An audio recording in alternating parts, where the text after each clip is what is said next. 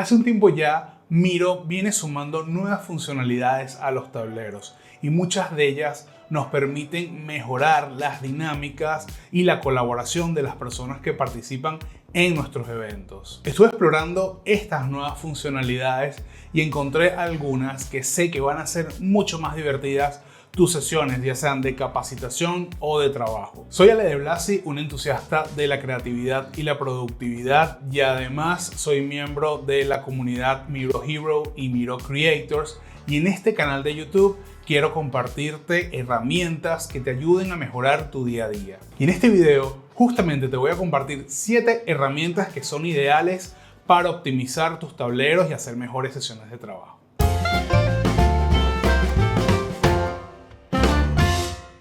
Lo primero que quiero comentarte es que todas las funcionalidades que vamos a ver en este video están disponibles tanto en los planes pagos como en los planes gratuitos. La primera funcionalidad que vamos a ver se llama votación por puntos.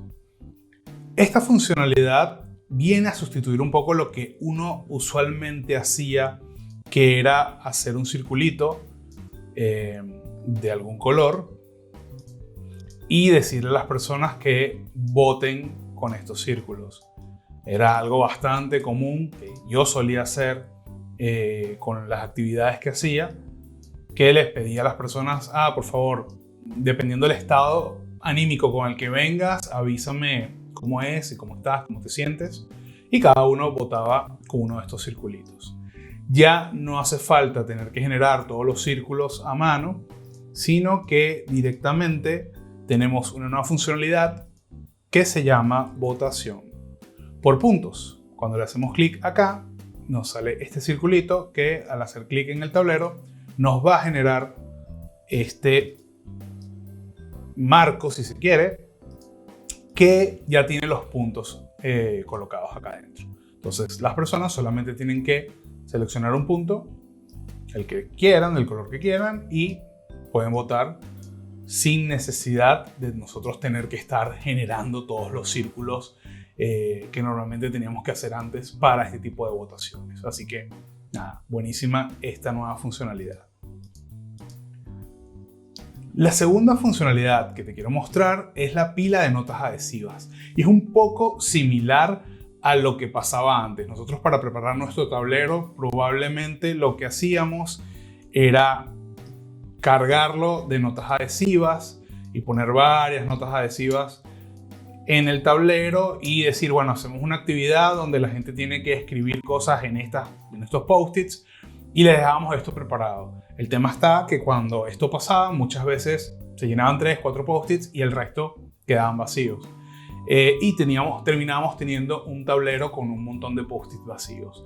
La pila de notas adhesivas un poco viene a sustituir esto, porque directamente las personas pueden agarrar un post-it de la pila y arrastrarlo al tablero. Y incluso, si queremos, pudiéramos tener 2 tipos distintos de pilas adhesivas y podríamos cambiar el color de los post-its.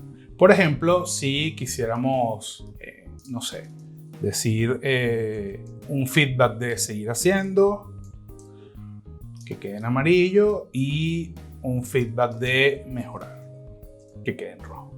Por ejemplo, si quisiéramos que nos dejen este tipo de feedback, pudiéramos usar este tipo de pilas de notas adhesivas. De vuelta, si queremos buscarlo, vamos a pilas, escribimos pilas de notas adhesivas y acá nos va a aparecer. Simplemente es hacer clic en el lienzo y esto automáticamente nos los va a dejar acá. Incluso podemos elegir el tamaño del post-it y esto automáticamente cambia el tamaño del componente, si se quiere, del frame. Así que bueno, es una nueva opción que está buena, que está interesante para sumar a nuestros talleres. Vamos con el número 3, listas de personas. Esta es una funcionalidad que es interesante, que podemos utilizar.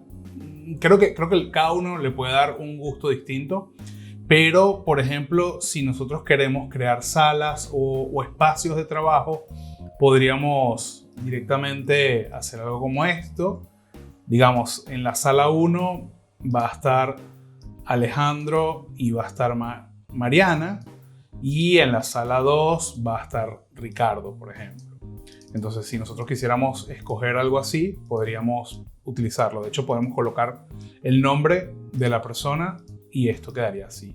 Esto funciona cuando tenemos a las personas logueadas con su nombre en las salas, porque si obviamente estamos usando alias porque entraste como incógnito, tal vez no va a funcionar tan bien. Pero esa es una de las opciones que se me ocurre, que puedes utilizar esta lista de personas, que está bueno. También puedes tener marcadores ya creados, es decir, no sabemos quién es la segunda persona que va a entrar en el grupo de Ricardo, pero podemos dejarlo acá listo. Y una vez que esa persona ingrese, directamente podríamos ir a buscarlo y cambiarlo y colocarlo acá. Entonces está bueno. Incluso le podemos cambiar los colores. Si por ejemplo la sala 1 es color rojo, que sean de color rojo, y si la sala 2 son los del color amarillo, pues que sean, bueno, amarillo no hace mucho contraste, vamos a poner un morado, un violeta, son los del color violeta la sala 2. Por ejemplo, esto puede ser una opción que puedes usar con esto. La otra cosa que está buena es, si volvemos al ejercicio 1, al de la votación por puntos, en vez de hacer votación por puntos, podríamos, de hecho, voy a empezarlo a hacer acá. Voy a buscar personas y lo voy a arrojar acá. No lo escogí, perdón. Personas, elijo, clic. Y en vez de usar la votación por puntos, podría usar la votación por personas. Así que cada persona podría votar con su cara en cada una de las opciones, en vez de usar círculos. Así que bueno, tienes las dos opciones, pero de vuelta, esto funciona, esta parte de las personas funciona bien si tienes los nombres de las personas y no tienes nombres incógnitos. Si las personas se loguean con su nombre, podrías usarlo. Punto número 4, tarjetas giratorias. Esta es una de las funcionalidades que más me gustó y la encuentro demasiado divertida. Básicamente lo que tenemos es una tarjeta que tiene un contenido adelante, o sea, podemos ponerle un texto adelante, y al girarla podemos tener otro texto, puede ser un texto sorpresa. Y podemos hacer dinámicas muy divertidas, muy entretenidas. Incluso hice algunas dinámicas en donde no quería que todos compartieran la respuesta, así que bueno, la escribían rápidamente ahí y la volvían a girar para que quedara oculta. Y luego cuando llegaba el momento de mostrar, cada uno iba girando su tarjeta y mostraba lo que había escrito. Así que nada, está súper divertido. Esto lo podemos buscar como tarjetas giratorias, le hacemos clic en el tablero y esto lo podemos redimensionar al tamaño que queramos. De hecho, las podemos girar. Si las quisiéramos tener en horizontal, podemos cambiar el color. La paleta no es completa, no están todos los colores, pero creo que la gama que tiene es más que suficiente. Creo que es un poco similar a la que vemos justamente con los post-its. Es muy similar. Así que nada, con esto puedes hacer muchos juegos, muchas dinámicas divertidas y creo que está súper interesante.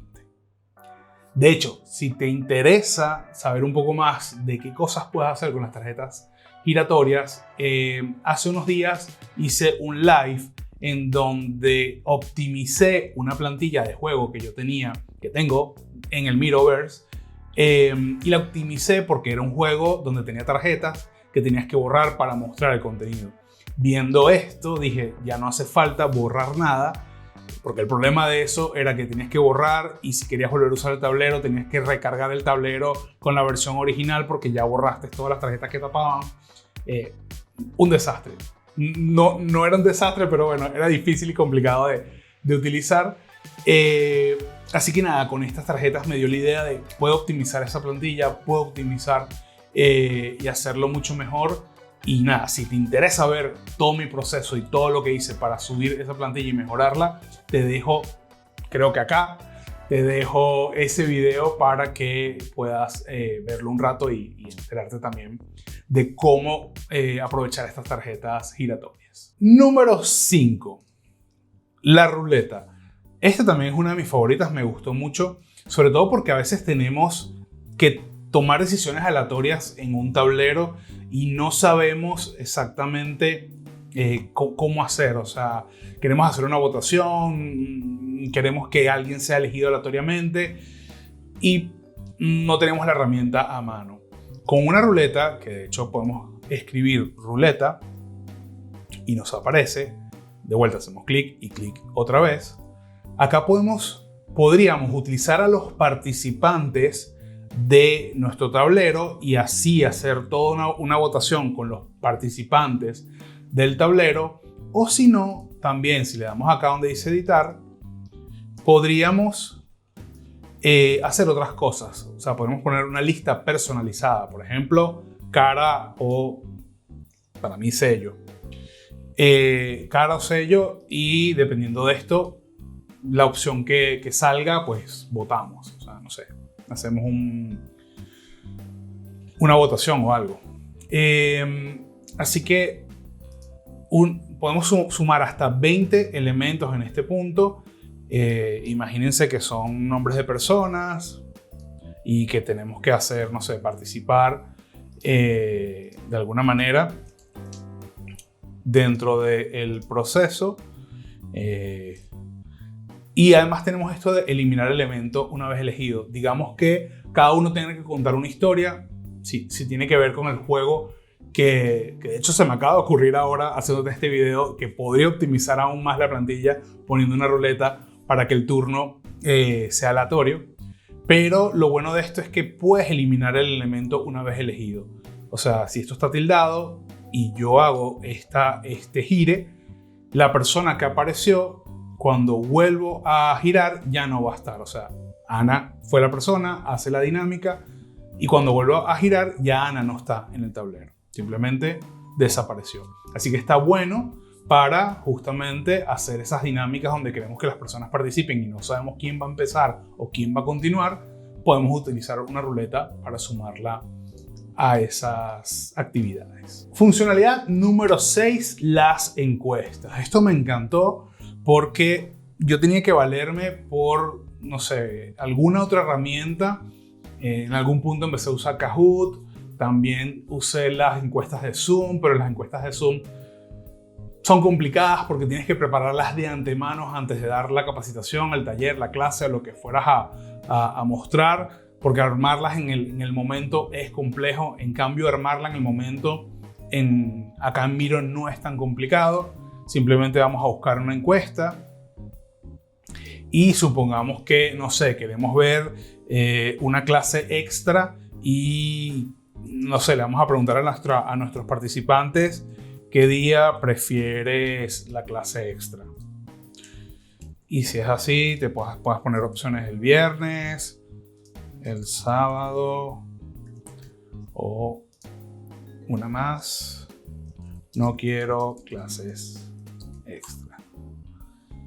Y si es así, directamente le damos a iniciar encuesta y las personas que están participando en el tablero pueden hacer la votación y enviarla. Y eso te queda como una encuesta común y corriente, súper tranquila.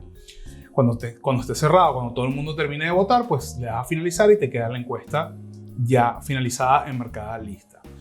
Me parece genial, me parece espectacular porque no tienes que salir ya de la herramienta y utilizar otras cosas para encuestar a las personas. Incluso, bueno, se me ocurren infinidad de dinámicas que podemos hacer con las encuestas que pueden ser muy divertidas. Incluso puedes hacer actividades donde mezcles las tarjetas con las encuestas. Por ejemplo, podrías tener esa respuesta,